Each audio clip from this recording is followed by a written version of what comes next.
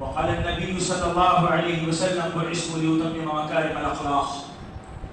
سب سے پہلے ہم تعریف بیان کریں گے اس اللہ کی جو ہم تمام کا سچا معبود ہے، اور ہم اس کی تعریف میں وہ پڑھیں گے جو اس کو بہت پسند ہے، جس سے وہ محبت کرتا ہے، وہ محبوب کلمات سبحان اللہ و بحمدہ سبحان اللہ العظیم. بے انتہا درود و سلام ہو میرے اور آپ کے آخری نبی سارے مومنوں کے دل کی دھڑکن محمد رسول اللہ صلی اللہ علیہ وسلم پر. اللہم صلی وسلم وبارک علی نبینا محمد صلی اللہ علیہ وسلم. پہلی مرتبہ آپ کے درمیان آنے کا موقع ملا، مختصر سا وقت ہے، میں آپ کے سامنے دو چار اہم باتیں بتا کر اپنی جگہ لوں گا. دعا ہے کہ اللہ تعالیٰ حق بات کہنے، حق بات سننے اور دل کی خوشی کے ساتھ عمل کی توفیق عطا فرمائے. آمین. اللہ تعالیٰ قرآن مجید میں ارشاد فرماتا ہے ایمان والوں سے مخاطب ہوگا. ویسے دنیا میں بہت سارے لوگ ہیں، مختلف مکاتب فکر کے لوگ ہیں، مختلف مذہبوں سے تعلق رکھنے والے ہیں، لیکن اللہ صرف ایمان والوں سے کہتا ہے یا ایھا الذین آمنوا، اے وہ لوگ جو ایمان لائے ہو اللہ پر، اس کے رسول پر. اللہ نے ایمان والوں سے کہا اطیعوا اللہ و اطیعوا الرسول، اللہ کی اطاعت کرو، اس کے رسول محمد صلی اللہ علیہ وسلم کی اطاعت کرو. تیسرا کوئی نہیں ہے، صرف اللہ اور رسول اللہ ہے، اور یہی مومنوں کے نزدیک ایمان ہے. کہا اللہ کی اطاعت کرو، اس کے رسول کی اطاعت کرو. ولا تبطلوا اعمالکم، اور اپنے عملوں کو برباد نہ کرو.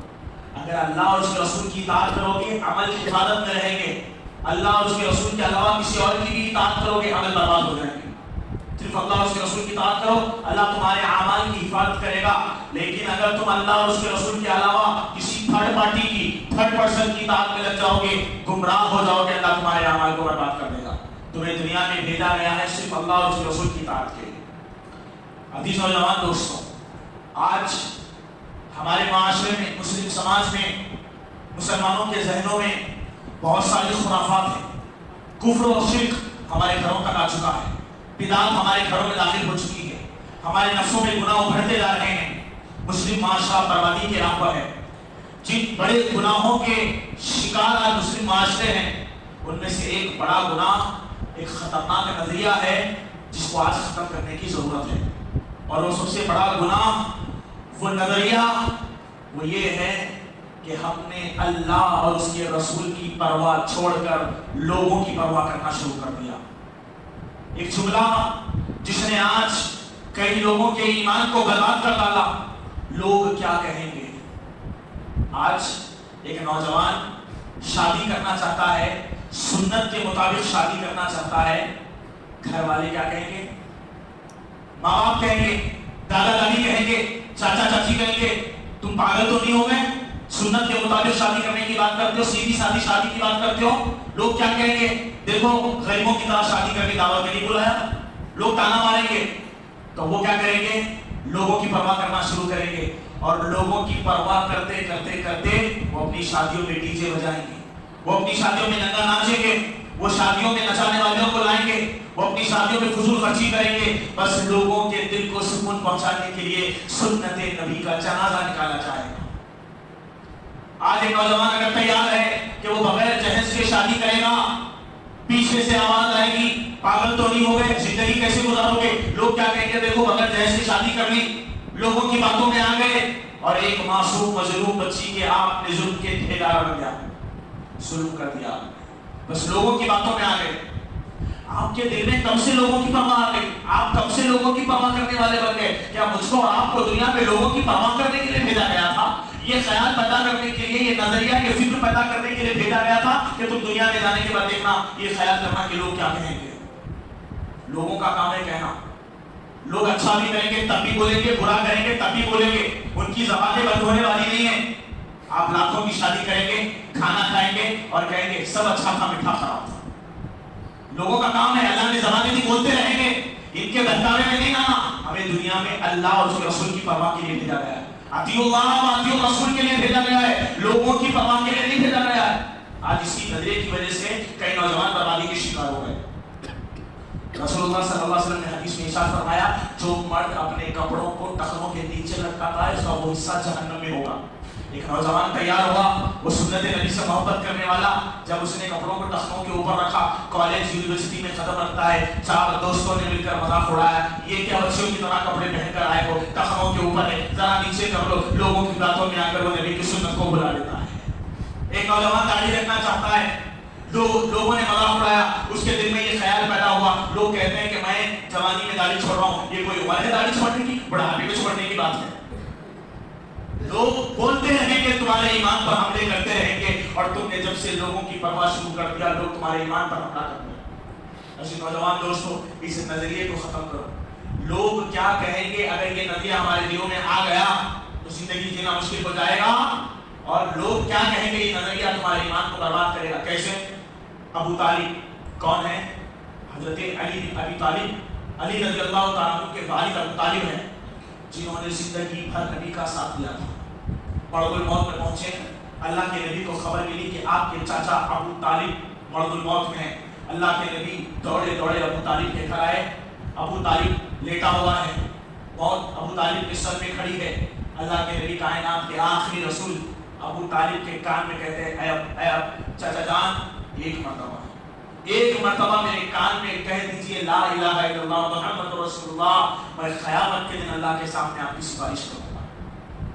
ابو طالب کو اللہ کے نبی گزارش کر رہے ہیں، چاچا جان آپ نے زندگی میں بہت سال کیا، ایک مرتبہ بول دو، میں سفارش کروں گا اللہ کے سامنے، تم میرے ساتھ جنت میں رہو۔ چاچا جان، ابو طالب کے سامنے اس کے 2 دوست کھڑے تھے، ابو جہل اور امیہ بن خلف، کہنے لگے یا ابا طالب اترغب عن ملت عبد المطلب، کیا موت کے ڈر سے باپ عبد المطلب کے دین کو چھوڑ دو گے؟ محمد کی باتوں میں آ جاؤ گے؟ کیا موت کے ڈر سے باپ دادا کے دین کو چھوڑ دو گے؟ اس کے بعد ابو طالب نے جو جملے کہے، امام نووی رحمہ اللہ نے شرح صحیح مسلم میں لکھا ہے، کہتے ہیں اے میرے بھتیجے محمد صلی اللہ علیہ وسلم، لولا ایرتنی قریش لاقبلتم، اگر یہ قریش کے لوگ مجھے تانا نہ دیتے تو میں شاید اسلام قبول کر لیتا، عبد المطلب کے دین پہ مڑتا ہوں۔ ابو طالب نے جو کہا مجھے ڈر ہے اگر میں اسلام قبول کر لوں تو لوگ میرے بارے میں کیا کہیں گے کہ موت کے ڈر سے باپ دادا کے دین کو چھوڑ چکا ہے، لوگ میرے بارے میں باتیں کہیں گے، میرے دنیا سے جانے کے بعد لوگ کہیں گے دیکھو ابو طالب زندگی پر باپ دادا کے دین پر رہا، محمد کی باتوں میں آ کر آخری دل پہ موت کے ڈر سے باپ دادا کے دین کو اسلام قبول کر لیا۔ اے میرے بھتیجے، مجھے ڈر لگتا ہے، مجھے ڈر ہے اس بات کا کہ میرے بارے میں لوگ کیا کہیں گے، مرتا ہوں باپ کے دین پر کتنا بولنا تھا وہ خرچ کر دیا۔ اللہ کے نبی علیہ الصلوۃ والسلام نے کہا کہ ابو طالب کو جہنم میں ہلکا عذاب ہوگا اور ہمیشہ ہوتا رہے گا۔ لوگ کیا کہیں گے، اس نظریے نے ابو طالب کو ہمیشہ کے لیے جہنمی بنا دیا۔ لوگوں کی فکر کرنا چھوڑ دو، لوگوں کی پرواہ کرنا چھوڑ دو۔ جنگ بدر اسلام کی پہلی جنگ، سامنے ابو بکر صدیق رضی اللہ تعالیٰ عنہ مسلمانوں کی صفوں میں ہے، کافر کی صف میں ابو بکر کا بیٹا عبد الرحمن رضی اللہ تعالیٰ عنہ ہے، ابھی کافر تھے۔ جنگ کے اختتام میں کچھ عرصے بعد یہ دونوں باپ بیٹے ملاقات کر رہے ہیں، امام سیوطی نے زبردست مکالمہ تیار کیا، وہ کہتے ہیں کہ عبد الرحمن جو ابو بکر صدیق کے بیٹے ہیں اپنے باپ ابو بکر صدیق سے کہنے لگے، اے ابا جان اس وقت کو یاد کریے جنگ بدر میں جب آپ مسلمانوں کے ساتھ تھے، میں کافروں کے ساتھ تھا، آج اللہ نے اسلام کی دولت دی، میں مسلمان ہوں، آپ کے سامنے حاضر ہوں، لیکن اس دن کو یاد کریے ابا جان جب آپ کئی مرتبہ میری تلوار کے نیچے آ گئے تھے، میں نے یہ سوچ کر چھوڑ دیا کہ آپ میرے بزرگ والد ہیں، اسی لیے میں نے آپ کی جان بخش دی۔ پلٹا کر ابو بکر صدیق نے کہا ہے، اے میرے بیٹے، جنگ بدر میں کئی مرتبہ تیری تلوار کے نیچے آ گیا، تو نے یہ سوچ کر چھوڑ دیا کہ میں بزرگ ہوں، لیکن یاد کر اگر اس وقت تو ایک مرتبہ بھی میری تلوار کے نیچے آ جاتا تو میں تیری گردن اڑا دیتا، لوگوں کی پرواہ نہیں کرتا کہ بیٹے کی گردن اڑا دی، بس میں یہ دیکھتا کہ میں جس کو مار رہا ہوں رسول اللہ کے دین کا دشمن ہے، میں لوگوں کی پرواہ نہیں کرتا۔ عزیز نوجوان دوستو، یہی پیغام ہے کہ آپ عمل کرتے رہیے لوگوں کی پرواہ کیے بغیر، لوگوں کے کہنے کے افعال اور اقدام کو چھوڑ کر کے آپ اپنا کام کرتے رہیے۔ کہہ رہے ہیں حدیث میں فرماتے ہیں جو شخص دنیا میں نیکی کی راہ پر چلتا ہے اور لوگوں کے کہنے کی وجہ سے پھر اپنے عمل کو خراب کر لیتا ہے، لوگوں کو دکھانے کے لیے اپنے عمل برباد کر لیتا ہے، کل قیامت کے دن ایسا بندہ جنت میں جانا تو دور جنت کی خوشبو بھی نہیں سن سکتا۔ لوگ بولتے رہیں کہ آپ اچھا کریں برا کریں جیسے بھی کریں، لوگ بولتے رہیں گے، اللہ اس کے رسول نے جو تعلیمات بتائی ہے اس پر عمل کریے، زندگی گزاریے، دنیا ختم ہونے والی ہے، زندگی مختصر ہے، اللہ کو جواب دینا ہے، اللہ کے سامنے کھڑے ہونا ہے، وہ یاد کریے، لوگوں کی پرواہ چھوڑ کر۔ ایک آخری بات، امیر المومنین عمر ابن خطاب رضی اللہ تعالیٰ 10 ملکوں کے بادشاہ ہے، مدینہ کی سرزمین پر ہے، فلسطین فتح کرنے کی باری آئی، آپ نے ابو عبیدہ بن جراح رضی اللہ تعالیٰ عنہ کو فلسطین فتح کرنے کے لیے بھیجا، فلسطین کی چابیاں حاصل کرنے کے لیے ابو عبیدہ بن جراح رضی اللہ تعالیٰ عنہ فلسطین روانہ ہوئے۔ جب فلسطین پہنچے، بیت المقدس جن یہودیوں کے ہاتھ میں تھا، جن کی چابیاں جن یہودیوں کے ہاتھ میں تھی، فلسطین کے بڑے بڑے حکمرانوں نے ابو عبیدہ بن جراح سے کہا کہ ابو عبیدہ، ہم فلسطین کی بیت المقدس کی چابیاں آپ کے امیر عمر بن خطاب کے ہاتھ میں دیں گے، آپ اپنے امیر المومنین سے کہیے کہ فلسطین تشریف لے کر آئیں۔ ابو عبیدہ بن جراح رضی اللہ تعالیٰ عنہ نے خط لکھا، خط امیر المومنین کے پاس پہنچا، جس میں یہ کہا گیا کہ امیر المومنین، فلسطین کے حکمران یہ چاہتے ہیں کہ آپ کو فلسطین تشریف لائیں، وہ بیت المقدس کی چابیاں آپ کے ہاتھ میں دینے کے لیے تیار ہیں۔ امیر المومنین عمر بن خطاب رضی اللہ تعالیٰ عنہ 10 ملکوں کے بادشاہ اپنے غلام اسلم کے ساتھ مدینہ سے نکلتے، فلسطین کا سفر ہے۔ اب سفر لمبا ہے، ایک اونٹ ہے۔ امیر المومنین نے کہا، اے میرے غلام اسلم، کچھ دیر میں اونٹ پر بیٹھوں گا، تو نکیر پکڑ کر کھینچنا، اور کچھ دیر تو اوپر بیٹھنا، میں نکیر پکڑ کر کھینچوں گا۔ کردے سوار اونٹ پر اپنے غلام کو پیدل ہی خود چلے، جو وہ آقا تلاش کر 10 ملکوں کا بادشاہ نکیر پکڑ کر کھینچ رہا ہے، اوپر غلام بیٹھا ہے۔ کچھ دیر ہوتی ہے، پھر غلام نیچے اترتا ہے، امیر المومنین اوپر بیٹھتے ہیں، غلام نکیر پکڑ کے کھینچتا ہے۔ ایسے ہی سفر چلتا رہا، اور جب فلسطین کے قریب پہنچے، جب فلسطین میں جانے کی باری آئی، بیت المقدس کے قریب آنے کی باری آئی، اونٹ پر بیٹھنے کی باری غلام کی تھی، نکیر پکڑ کر کھینچنے کی باری امیر المومنین کی تھی۔ امیر المومنین نے اپنے غلام اسلم کو اونٹ پر بٹھایا، پھر تو غبار دھول میں اڑے، امیر المومنین اونٹ کی نکیر کھینچتے ہوئے فلسطین میں داخل ہو رہے ہیں۔ ابو عبیدہ بن جراح رضی اللہ تعالیٰ عنہ سے ملاقات ہوئی۔ ابو عبیدہ بن جراح نے کہا، اے امیر المومنین، آپ نے اپنا یہ کیا حال بنا کے رکھا ہے؟ غلام کو اوپر بٹھا دیا، خود دھول میں لگتے ہوئے، نکیر کھینچتے ہوئے آ رہے ہیں۔ اے امیر المومنین، کیا کہا ابو عبیدہ نے؟ غور سے سنیے۔ ابو عبیدہ بن جراح کہتے ہیں، امیر المومنین، فلسطین کے حکمرانوں کے دلوں میں آپ کا رعب و دبا ہے، وہ آپ سے ڈرتے ہیں۔ قیصر و کسریٰ کی سلطنتیں آپ کے نام سے کامتی ہے، 10 ملکوں کے بادشاہ، مدینہ کے گورنر ہیں آپ کو چابیاں دینے کے لیے حکمران تیار بیٹھے ہیں۔ اگر آپ کو اس حالت میں دیکھیں گے تو وہاں کے لوگ آپ کے بارے میں کیا کہیں گے؟ یہی جملے ابو عبیدہ نے کہے تھے۔ اے امیر المومنین، آپ کی یہ حالت دیکھ کر فلسطین کے لوگ آپ کے بارے میں کیا کہیں گے؟ جیسے ہی امیر المومنین نے وہ جملے اس نے کہا، اے ابو عبیدہ، تو نے ایسی بات کہہ دی، میں تیری اس بات پر تجھے ایسی سزا دیتا کہ لوگوں کے لیے تیری عبرت بن جاتا۔ تو سنتا ہے، یہ سوچتا ہے کہ میرے بارے میں لوگ کیا کہیں گے۔ امیر المومنین نے کہا، نحن قوم اعزنا اللہ بالاسلام، یہ کان کھول کر سن لے، اللہ نے عمر کو عزت دی ہے تو اسلام کی وجہ سے دی ہے، لوگوں کے کہنے کی وجہ سے نہیں دی ہے۔ اللہ نے آج مسلمانوں کو عزت دی تو صرف اسلام کی وجہ سے دی۔ یہ عمر کی عزت اسلام کی وجہ سے دی ہے۔ عمر تو ذلیل و خام تھا، رسوا تھا، اللہ نے عمر کو عزت بخشی اسلام کی وجہ سے بخشی ہے۔ تو لوگوں کا ڈر مجھے دکھاتا ہے کہ لوگ کیا کہیں گے۔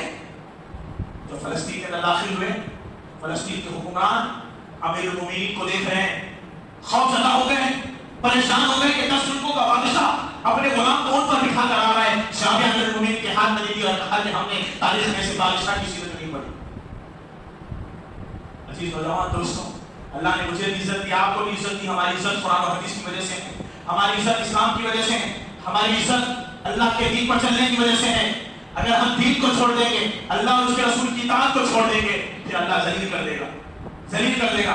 اس لیے یہی پیغام ہے، لوگوں کی باتوں کو چھوڑیے، لوگوں کی باتوں کو نظر انداز کریے، لوگ کیا کہیں گے اس غم کو اپنے دلوں سے نکالیے۔